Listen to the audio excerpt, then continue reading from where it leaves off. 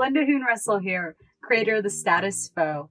And today I'm talking about what exactly is the status quo. I just want to say my hair looks fabulous today. Oof, God, you know what's funny is I actually usually wear it up in a bun, but because I spilled some peanut butter because I needed a little jolt of energy before my video making, that I thought, oh, let me just wear my hair down so I can cover my little spill of peanut butter. So anyway, TMI.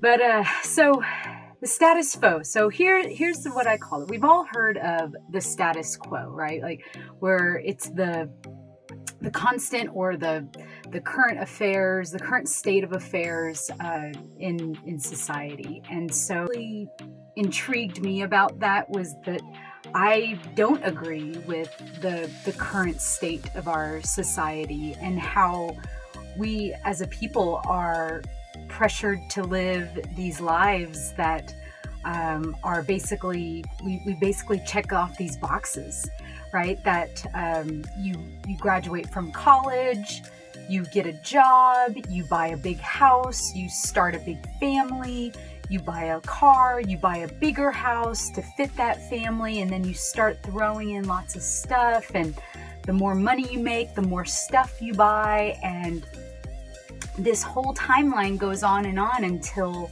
about 65 when you're supposed to retire. Some people are really lucky that they might actually get an actual retirement, and then there's a lot of other people who don't actually get to have a good retirement. And so because of health issues, because of financial issues, because whatever those issues might be, we can't predict the future.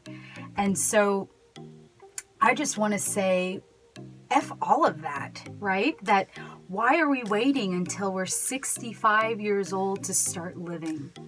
I mean, come on, you know, I'm only 35 years old and I feel like I'm in my prime of my life, and this is the time of my life where I should be enjoying it. And because the thing is tomorrow is never guaranteed for any of us. It's a motivating feeling that you and I have no idea what's going to happen tomorrow. So why aren't we just running with the just full speed ahead towards our wildest dreams if tomorrow any of us can die, or tomorrow any of us can be diagnosed with cancer or lose a loved one, or something traumatic happens, some kind of big change in our life happens. And so why aren't we all just seriously running towards our wildest dreams? Why are we waiting for the perfect timing? Why are we waiting for Friday, waiting for summer, waiting for the weekends to actually do what we enjoy? And so again, I say F all of that and start enjoying life now. And so the whole reason that I'm starting the status quo is I want to create content and share with you how my husband Kris and I actually started our journey, and how we're actually living on the road since 2017, and we travel full time. We're not retired. We're not inherently rich. We're not just laying around boozing all day. We're working, and most of our days look a lot like this.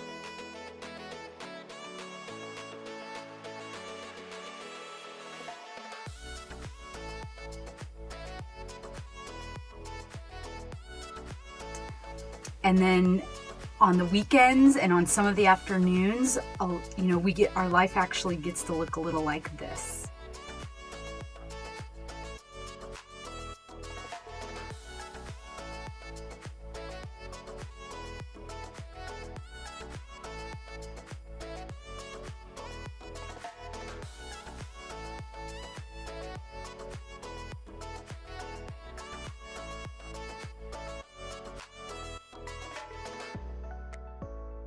Secret sauce to all of this is that we intentionally incorporate what we love to do in our daily lives.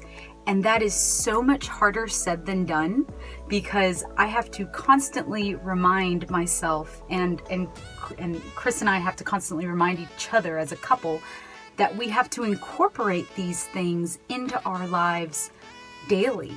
Otherwise, it's so easy to get stuck in the mundane. Even living in an RV and traveling full time, you get comfortable. And so it's something that we have to intentionally do daily.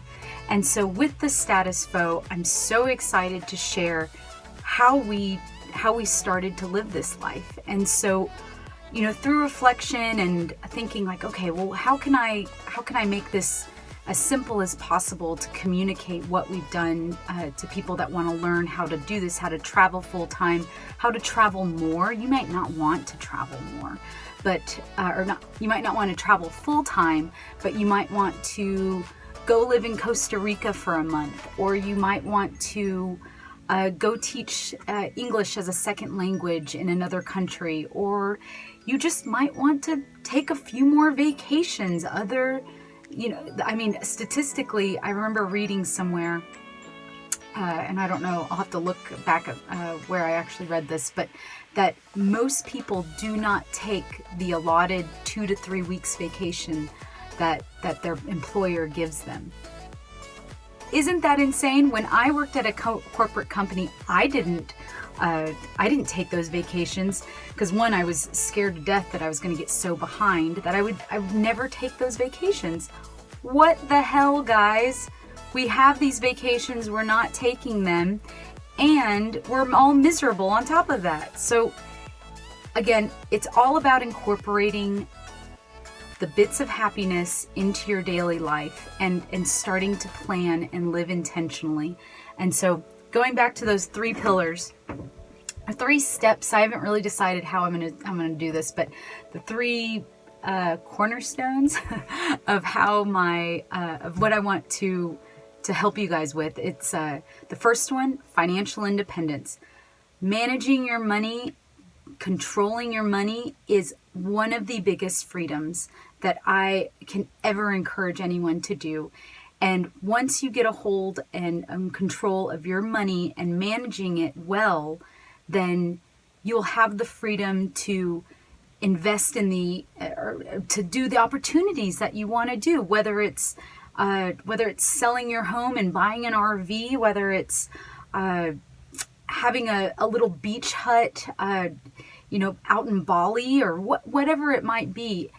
Those things are completely attainable. And so I believe that having your money in control is the first step. The second step is minimal living. I think that when you have a mindset that less is more, and that living simply and not desiring the things that I believe are distracting us, right? Distracting us from moving forward with our actual goals that make us happy. We're being distracted with things that may make us happy temporarily, whether it's a new outfit, a new purse, a new car, whatever those things might be. Those are temporary happiness. Whereas if you push those things to the side and you save money for a while and then you start having more experiences, you'll always go back and think, oh my gosh, I remember that vacation at this point. I remember hiking the mountains, an Appalachian Trail for 4 months, or whatever it might be. Those experiences are what creates the richness in life. And so through simple living or minimalist living, the word minimalist is such a buzzword right now. So, but I'm still going to use it for now, but I might change it. But I'm actually going to create another video on what minimalism means to me. And so every time I use that term, what I'm actually saying, because there are some crazy people out there.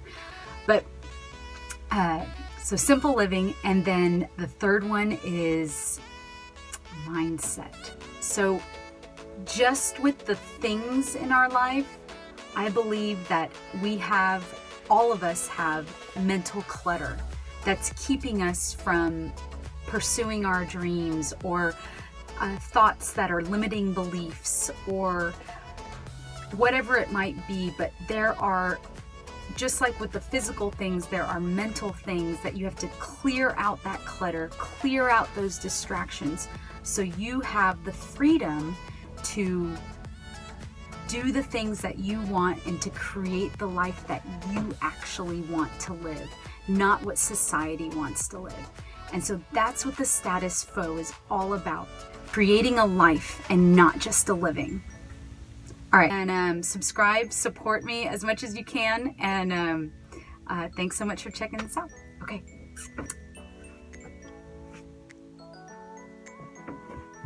Hey guys. Hey. Hey there.